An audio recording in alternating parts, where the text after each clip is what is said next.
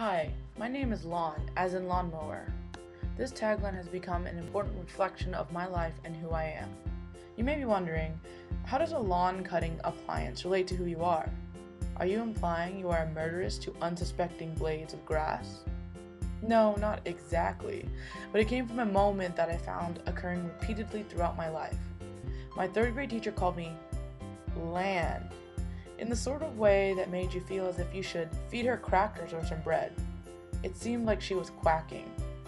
As a young me, I decided I did not want to be quacked at should anyone call my name. So in that moment I said, "Miss Brown, please call me Lawn as in lawnmower." Flashback and childhood memory aside, this was a moment in which I defined myself. I mean, isn't lawn just a much more pleasant syllable?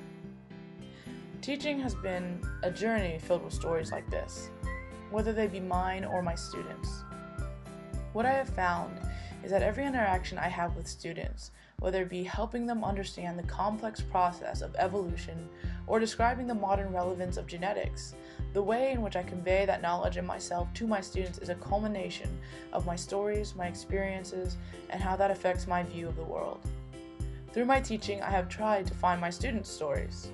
What experiences have they had that affects classroom learning? How many clever name taglines like lawnmower might exist?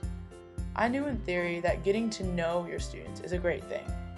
As soon as I did this, I would become the best teacher on the planet.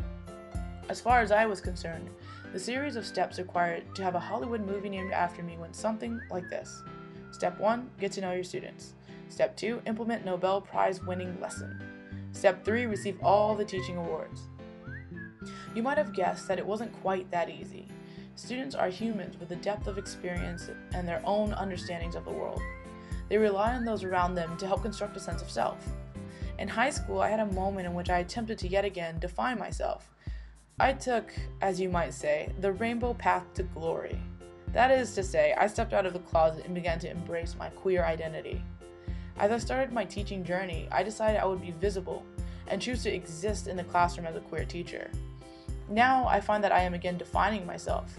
One of these defining moments came at the end of my intern year. There was a school-wide health fair that all students were required to attend.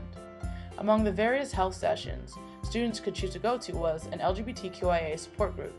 I decided to attend this and was surprised to find many of my own students there. I sat back, listening to some of them tell their stories.